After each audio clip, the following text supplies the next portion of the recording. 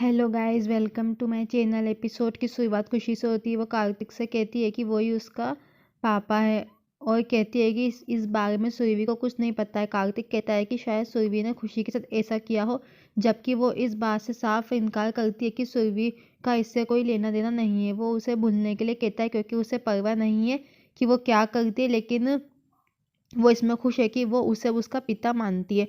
वो फिर बाहर निकलने की कोशिश करती है, जबकि वो उसे चुप कराता है और बोलता है कि वो एक दूसरे से कैसे दूर हो गए थे, और बताता है कि सुरभि यहाँ एक समझौता के रूप में रह रही है और उसे उसके खिलाफ उकसाने की कोशिश करती है और उसे वहाँ ना जाने के लिए कहता है। फिर वो बोलने की कोशिश करती है, लेकिन वो उसकी बात नहीं सुनता है। वो कहती है कि वो उसकी बात सुनना ही नहीं चाहता है। वो जोर देकर कहता है कि वो उससे प्यार करता है। फिर वो भगवान के पास जाता है और कहता है कि उसने उसकी बेटी को लौटा दिया। फिर वो देखती है कि वो सच सुनने को तैयार नहीं है और उसे अब सुरभि को ही बताना होगा। ताई और प्यारे टेंशन में रहते हैं।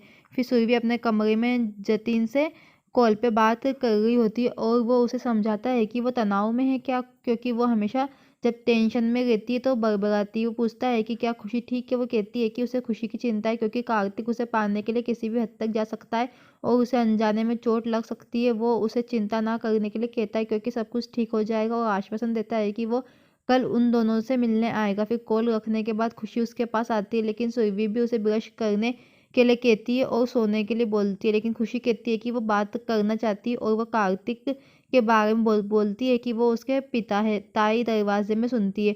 खुशी रिपोर्ट्स के बारे में बोलती है कि किसी ने रिपोर्ट्स दूसरी बदल दी, और ताई ये सुनकर घबरा जाती है। वो कहती है कि कार्तिक उसके पापा है और वो उसे पापा बोलती। सुरभि हैरान रहती, सोचती है कि कार्तिक ने उसके दिमाग में ये सब भर दिया है, लेकिन वो खुशी को आश्वस्त करती है कि सच्चाई ये है कि वो उसकी बेटी और किसी और की नहीं है, और उसे विश्वास करने के लिए कहती है। खुशी निराश होकर चली जाती है। बाद में अपने कमरे में लैपटॉप पर काम करते हुए खुशी ने उसे जो कहा उसे सुरभि याद करती है और परेशान हो जाती है और घबराती है, और फिर अंत में कार्तिक के पास निकल जाती है। फिर बाद में रात में जब खुशी भगवान से प्रार्थना करती है तो ताई और प्यारे को आश्चर्य होता है कि उसे कैसे पता चला। वही सोचकर परेशान है कि अब वो जल्दी उसके माता पिता को वापस एक कर देगी, लेकिन वो कहती है कि उसे यकीन है कि ऐसा नहीं होगा, क्योंकि वो खुद इस लड़की से छुटकारा पा लेंगे। ताई प्यारे के सामने कसम खाती है कि वो फिर से खुशी को कारण बनाएगी और 7 साल पहले जो किया था वापस वैसे उन्हें अलग कर देगी। जब खुशी अनजाने में प्रार्थना कर रही होती है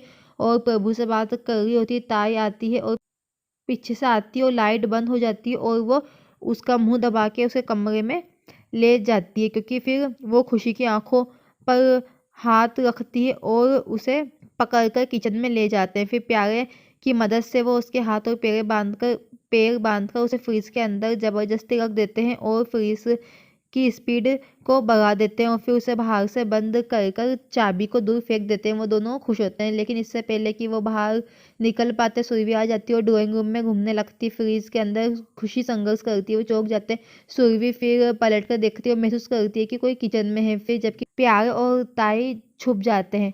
फिर जब वो चली जाती है तो वो देखते हैं कि वो लोग बच गए। फिर सुरभि को आश्चर्य होता है कि लाइट क्यों बंद है, और फ्यूज को वापस चालू कर देती है और फिर लाइट आ जाती है। वो घबराई हुई टेंशन में फिर चली जाती है। ताई और प्यारे को राहत मिलती है।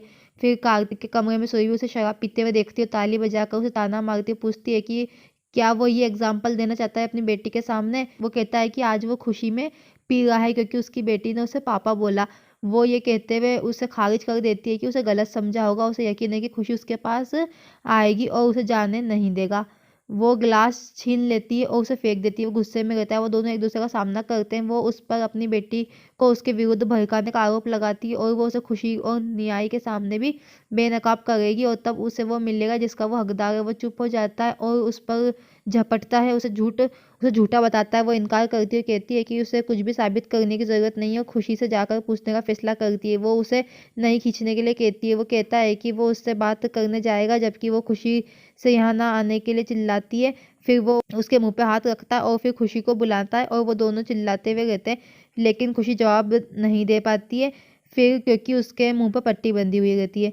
फिर अपने कमरे में ताई खुशी खुशी प्यारे के साथ शराब पीती है। वो खुशी के लिए कार्तिक की आवाज़ सुनती है और परेशान हो जाती है, लेकिन ये निश्चित है कि उन्हें ये पता नहीं चलेगा कि खुशी कहाँ है। इस बीच सुरभि और कार्तिक इधर-उधर उसे ढूँढते हैं, वो टेंशन में आते हैं।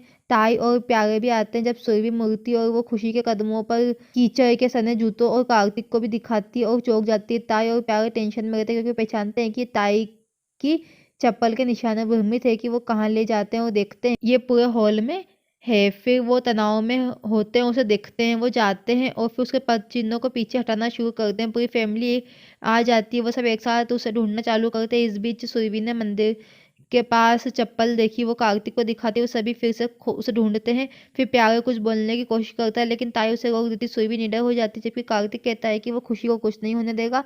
फिर वो खुशी की दबी हुई चीखें सुनते हैं और आश्चर्य करते हैं कि शोर कहाँ से आ रहा है। फिर वो चारों ओर खोजते हैं। इस बीच शॉर्ट सर्किटिंग शुरू कर देता है जिसमें प्लग होता है जो फ्रिज से जुड़ा होता है। जब वो उसे नहीं ढूंढ पाते तो वो पुलिस को बुलाने का फैसला करता है। सुरभि को किचन में से पानी निकलता हुआ दिखता है और वो हेमा से इसके बारे में पूछती है कि इसे साफ कर दे।